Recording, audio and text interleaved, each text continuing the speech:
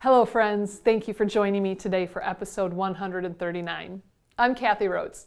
Today we're going to think differently about generations. I'm going to share with you some details about 6 different generations. Now, during this episode, I'll talk about the older 3 generations, and during next week's episode, I'll talk about the youngest 3 generations.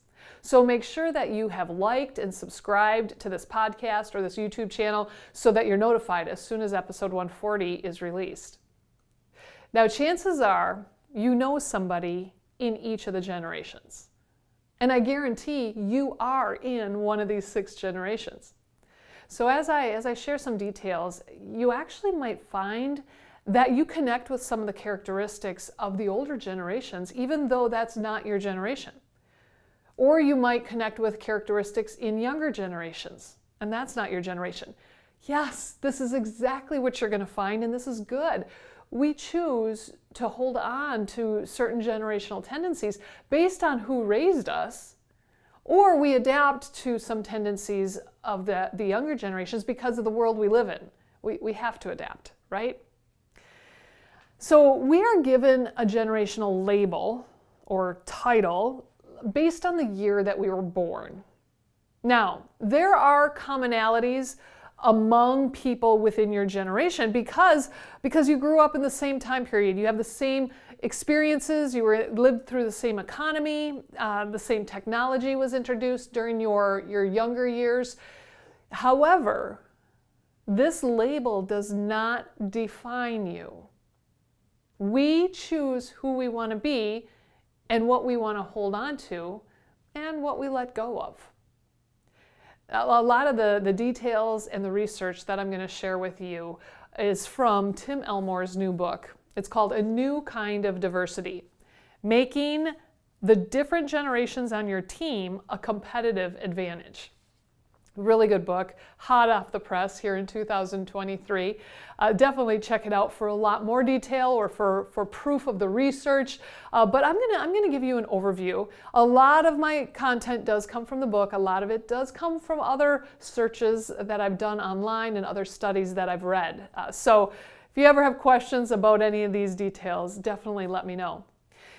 Before I dig in, though, I do want to talk about the commonality amongst all generations, and even generations to come. They all have strengths, and they all have weaknesses. They all have things that we like about them, and they all have things that we dislike, especially about their thinking or their habits. And unfortunately, in today's world, the only reason we hear about generations, maybe it's TikTok videos, or maybe it's comments in public or in private. Many times the only reason we hear things is because we're frustrated or annoyed with a behavior within that generation. Please, please, please don't let these biases or irritations cloud your relationships with wonderful people.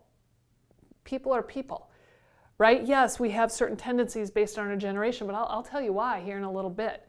But please don't base your relationship with them on these weaknesses or dislikes. Take it into consideration and choose to collaborate with people based on each other's strengths. Choose to understand them better now that you have a good, solid definition of their generation. According to Tim Elmore, in his book, A New Kind of Diversity, each generation is shaped by 6 different things. It's shaped by shared experiences. Those are like memorable events and milestones within their growing up years. It's shaped by media messages, like the music of the time, or the movies, or the TV shows, or the news. It is also shaped by tragedies. This creates our fears and our hopes. Number 4, it's shaped by the economy. The economy has a huge impact on whether we are optimistic or pessimistic. It's also shaped by our heroes and villains, who we imitate or who we avoid. Technology shapes each generation. The different creations and inventions, the new devices that definitely change our communication.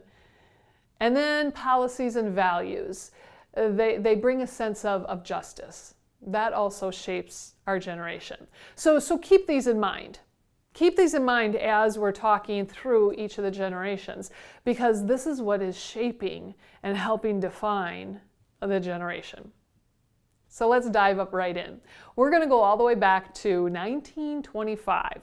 Actually, the years are 1925 to 1945. If you or somebody you know was born within that time period, now granted, that's 20 years. So today, these people would be about 78 to 98 years old. This generation is known as the silent generation. Now, they're also known as the traditionalists or the builder generation.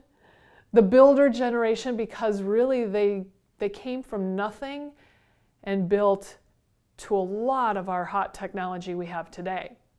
Now, these people, if they are still alive, they might be still working. They might be working, if they own their own business, they might still be working in the business. They can't let it go. They still go into the office every day. They probably still connect with customers. They love to connect with their customers. They don't want to leave that. Or these people might be greeters at a local department store, or they might be doing things like maintenance work, odd jobs of some sorts. Now, these people, they grew up in a time when they were too young to join the service during World War II. You know, if they were born in, with, let's just say 1930, they were only, 12, 13 years old when World War II hit. Well, these people were also children of the Great Depression. If they were born in 1930, their first 10 years of life was the Great Depression. The next 5 years of their life was World War II. I mean, their first 15 years of life, there wasn't much great happening during that time. Even though these people were born between 1925 and 1945, we don't want to actually look at what happened in the year they were born. We want to look at what happened 10 to 15 years later, because we don't remember what happened the year we were born, at least I don't, but we do remember what happened in our very influential years as a young person. So, who are some popular people that you might know from mainstream media in this generation? Well, Miss Betty White is a great example of someone from this generation. I think she would have been 101 years old this year. She might have been slightly a little too old for this generation now that I do the math, but we would consider her part of the silent generation or the builder generation. So what happened? What happened in their growing up years? What were those monumental events, worldwide events that affected their life? Well, we already mentioned the Great Depression. We already mentioned World War II, right? This was definitely a worldwide event. Those two actually were probably the most influential in their growing up years. But this is also known as the builder generation. This is where they went from Great Depression all the way to the industrial age. All the way, prohibition was definitely in there, women's right to vote. They were manufacturing automobiles. There was so much progression and technology and advances that were happening. This is why they're known as the builder generation. They were building up our economy again. They were building up our world as we know it today. Now, the heroes of a silent generation person. Well, Teddy Roosevelt was definitely a hero. Babe Ruth, if we want to get into the sports arena. John Wayne. Okay, we'll talk about the TV shows. John Wayne was a hero. Bing Crosby. Wow, I remember Bing Crosby on TV, watching it at my grandma's house. I remember Betty White on TV as well. Here's one from the kitchen. That would be Miss Betty Crocker. Right? Do you still have your grandma or your great-grandma's Betty Crocker cookbook? She was a hero. She was teaching people how to move past the typical meat and potatoes for dinner. She was giving recipes and creative ways of cooking, and they truly needed a recipe book. There was no internet. There may have been telephones. That cookbook was golden to everybody. Well, another group of people that were the heroes of this generation were servicemen. The silent generation has extreme respect for authority. They saw their parents coming home from the World War II, or they saw their brothers or their uncles. They saw people they knew and loved coming home from World War II. They saw people not coming home from World War II, and that meant something to them because it gave them what we have in America today. So they had extreme respect for the servicemen, for medical doctors and nurses, for firemen. I mean, any type of service that people gave, they had authority, they had respect from especially the silent generation. So what are the attitudes of these people? Duty is definitely an ingrained attitude. They were very sacrificial. They were God-fearing. They were also thrifty or frugal or resourceful. I remember a time where I would be over at my grandma's house, and my great-grandma was still alive, and she would pick up little short strings off the floor. And, thinking it was like lint or dust or whatever. And so I'd say, Grandma, can I take that? I'll throw that away. And she said, oh no, you're not going to throw this away. She'd go over to her chair where she had a little table next to her chair, and she'd add that short string to her string ball. Sweetheart, we can sew on a button with that string. I mean, they were thrifty. They were resourceful. They didn't waste anything because they grew up in the Great Depression years. They grew up where they couldn't find a nickel to go buy a new spool of string. And you don't just lose that because the war is over now and we're out of the Depression. This was embedded in them. This is their attitude, right? This is their habit. What else were they? Well, they were very patriotic. They were very loyal. Fierce loyalty. Respectful, grateful. They knew what it was like to come from nothing. And all of that creates great wisdom. Great wisdom. Experience alone creates great wisdom, right? So what do you think? Are you starting to think of people who fall into the silent generation category? People that you knew, people that you know, people who may still be with us and may not. Don't lose your memories of them. Don't lose those characteristics. Even make notes right now while you're listening. But let's go on to the next generation. 1946 starts a new generation. 1946 to 1964, they would be between the ages of 59 and 77, and they are known as the baby boomers. Baby boomers, common name, people know this name quite a bit because our baby boomers are the cause of our current employee shortage. It's actually not the pandemic that's causing the shortage. It's the fact that so many baby boomers are retiring every day. That's what's creating the shortage.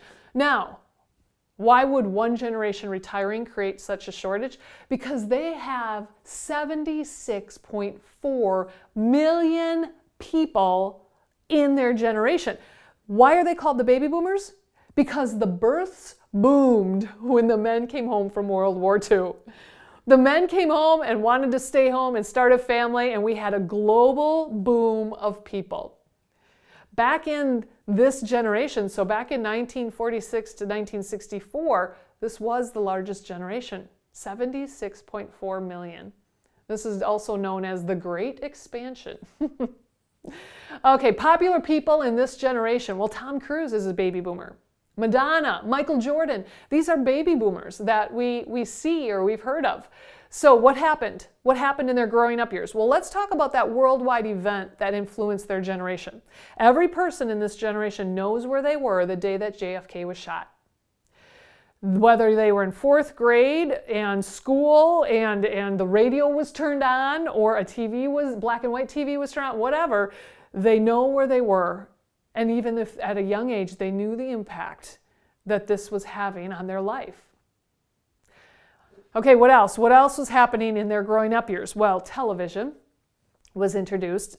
It started at black and white, and then it moved into colored television. Oh, and by the way, these were huge pieces of furniture. Huge pieces of furniture. Beautiful, right? Now we call them antiques. Vintage, as my kids call it. Rock and roll, Mr. Elvis Presley. He was introduced during this time period. He was very influential into the baby boomers' younger years. Civil rights, a man on the moon, that was happening in their younger years. So that also creates their heroes. Franklin D. Roosevelt was their hero. Frank Sinatra, Walt Disney, but not only Walt Disney, Mickey Mouse. So here's what's interesting is we not only have people that are the heroes of this generation, now we have a cartoon character. Hank Aaron was a sports baseball player. Ed Sullivan, the Ed Sullivan Show, right? Jackie Kennedy. But also there was another TV show that was considered their hero. It's I Love Lucy. It's not the actors, it's the whole show. So what is an attitude of a baby boomer? Well, a baby boomer is extremely idealistic and optimistic. I mean, think about the years that they were born. 1946 is after the war. Through 1964, yeah, we got the hippies happening here too within that time period, but things were booming. Not only the babies being born, but the economy was booming. Life was happening. So that idealistic attitude, optimistic attitude, well, it makes sense. Now, baby boomers also wanted to fix what was wrong with America. I found that interesting when I read that descriptor because I hear this from the younger generations as well. They want to fix what's wrong with America. So the baby boomers didn't quite fix it all. But here's something to really pay attention to. Sometimes the attitudes of one generation, you're going to hear and see and feel in all generations. It's not just that generation. Sometimes the older generation will say things like, oh, kids these days. Well, we would have never. I don't know about that. I think there's rebellion and attitude within each generation that is somewhat replicated. And we'll just say it's kids, right?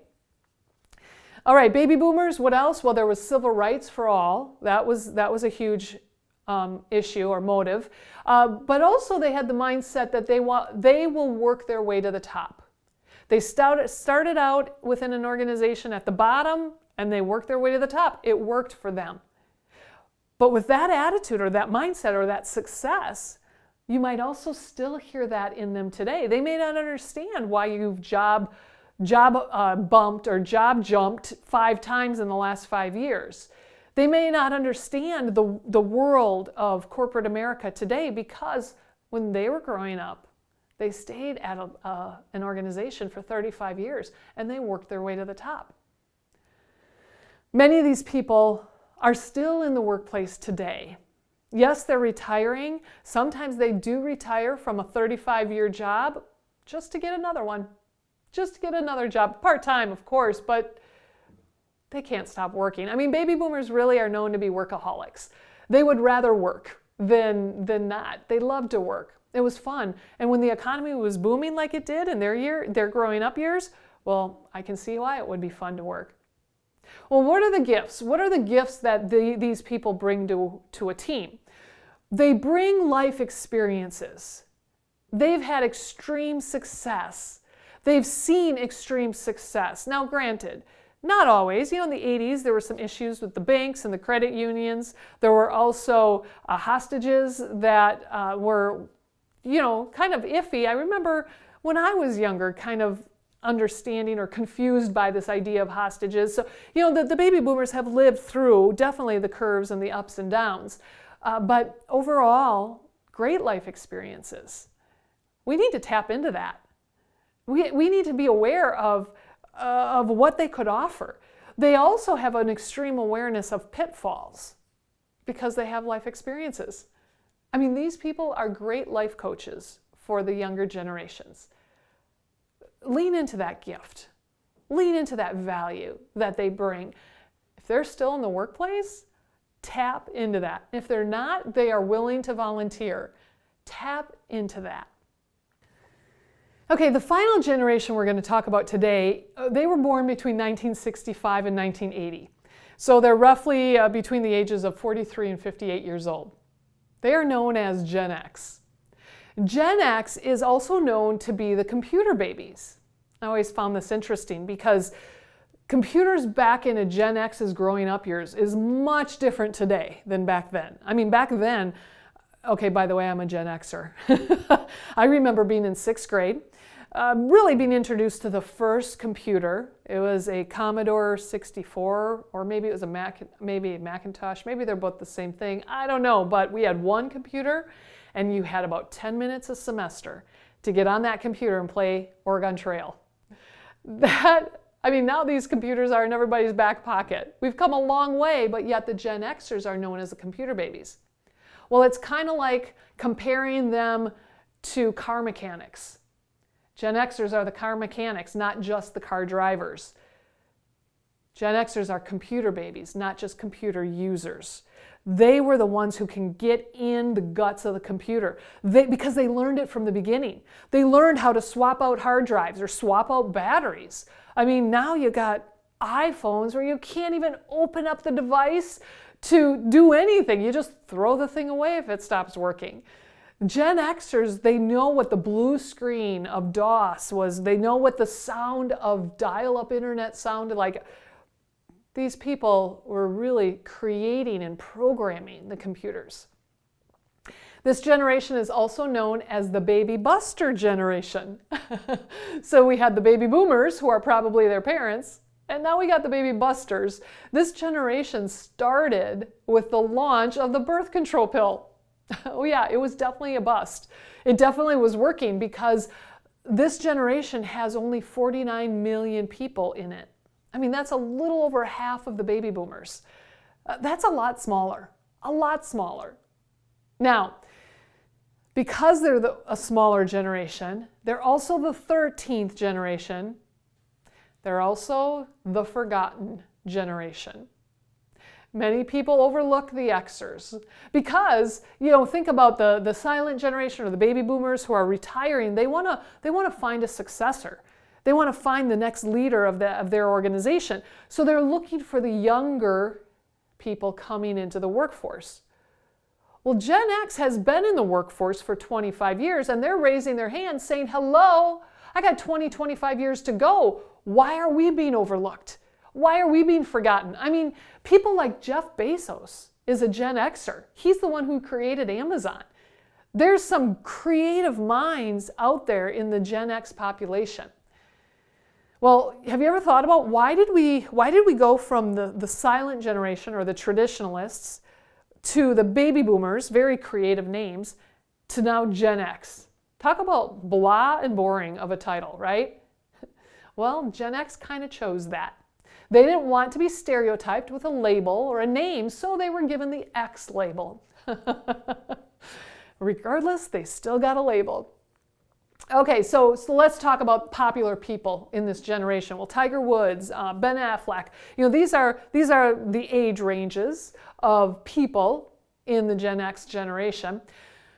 What happened in their growing up years that was influential for them? Well, the worldwide event that was extremely influential to this generation happened on January 28th, 1986. It was the day I came down with the chicken pox. It was also the day that the Challenger exploded. So the Space Shuttle Challenger had a teacher on board. It was a big deal. Didn't make it past our atmosphere. I totally know where I was that day. I was sitting on my couch watching the same newsreel over and over and over again on all 3 channels that we had. And if I would have been in school, they would have wheeled in a TV on a big cart and watched it. I mean, this was disturbing to watch. This was scary, confusing. It was definitely rememberable. Every Gen Xer knows where they were the day that the Challenger blew up. Other things that influenced this generation, well, computers, we already talked about that. The Berlin Wall fell. Also MTV. MTV was created. We had music. We had rock and roll already. It was a lot of fun, but now the videos were created for the music. So MTV, back in my day, stood for music television, meaning there was a video for every music. Nowadays, when I go back onto MTV, I cannot find videos. There's like TV shows, and it's changed. It's definitely changed. Well, I mentioned the Berlin Wall also fell, and that was because of Ronald Reagan. Ronald Reagan was definitely a hero to a Gen Xer. He was a popular president because of the different things that he was able to do while he was in office. Other people, well, Bill Gates, was definitely a hero of that generation. Michael Jackson, let's get some musicians in here. Michael Jordan, we'll get some athletes, right? Oh, by the way, Michael Jordan is a baby boomer, but he became popular in the early 90s when the Gen Xers were younger and more influenced. My oldest son's name is Jordan. Yeah, it's because of Michael Jordan. So, he was definitely influential and definitely our hero. There was also a movie, the Star Wars movie. The Star Wars trilogy was a piece of the heroes of Gen X. It wasn't Star Trek, it was Star Wars. So just like the boomer generation, we start to see movie characters, fictional characters as our heroes. Well, what's the attitude? What's the attitude of a Gen Xer? A Gen Xer is very skeptical, very jaded in their thinking, more cynical, I guess, than other generations. And here's why. Think about the boomers. The boomers had things happening in the world, in life, that were booming, that were soaring, that were going really well. But in the Gen Xers growing up years, it wasn't as dynamically exciting. I mean, the economy was starting to fall. Back in the 80s, where you had the banks and the credit unions and the high interest rates, and things weren't as booming. So with that, the skepticism came into play. The mindset of a Gen Xer is don't tell me that life's wonderful. It's not wonderful, so let's just keep it real. I mean, hostages were happening that needed to be handled. There was just stuff that needed to be dealt with. So it created this kind of contrarian type of thoughts. The Gen Xers are the ones to say, life is not all about rainbows and sunshine. Unicorns and rainbows, that's not what life is about. So let's just be real and honest about it. Now, for a Gen Xer, they were also very independent. And the reason is because for the first time in history, these kids were coming home from school and mom and dad were not home.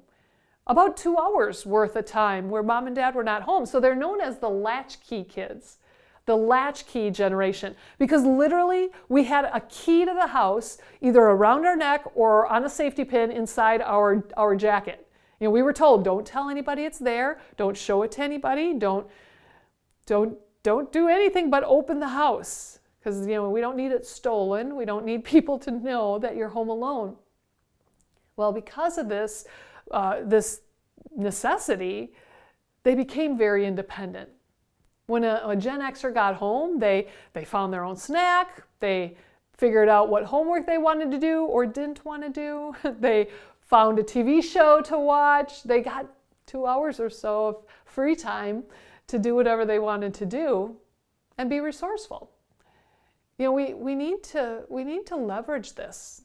We need to understand that resourcefulness and that independent, the self-reliantness of a Gen Xer, because this is now in our workforce. A Gen Xer doesn't want you checking in with them every hour of the day. They may not even want you checking in with them every day.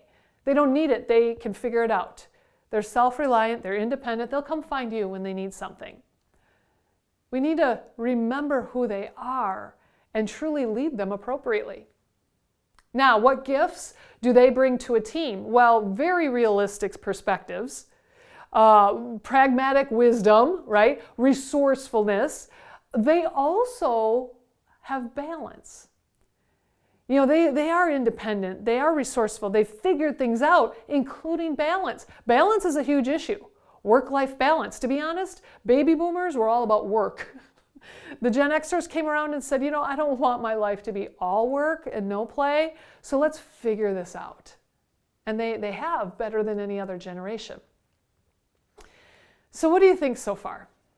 We've talked about the silent generation, the boomers, Gen X. What qualities do you personally possess from each of these three generations? It doesn't even matter if you're a part of those three generations. I know you have qualities. You have qualities that you do and that you own that might have been from your great-grandparents. Well, why? Who is it that influenced you to truly internalize and own these qualities? As for me, when I think of the silent generation, I think of their patriotism, and that is something that I do have deep within me.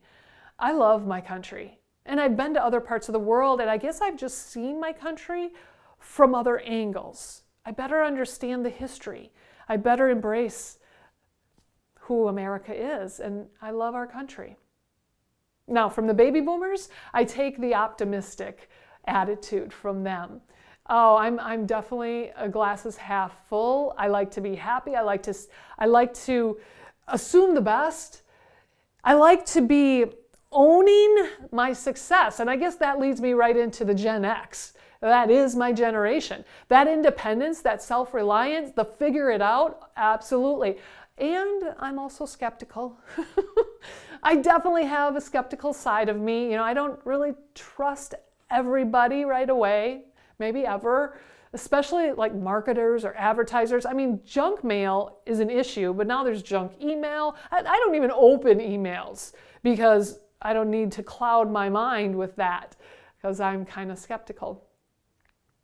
Okay, we've talked about a lot. Hasn't this been fun?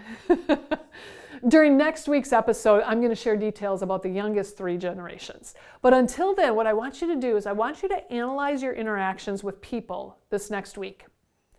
How can you fully embrace them now that you know what defines the generation that they belong to? How can you embrace who they are? How can you have more empathy and more understanding? I hope that today's topic has challenged your thinking and challenged your habits. It's really going to make you more efficient and fully empowered. Be great this week, my friends. I'll see you next time.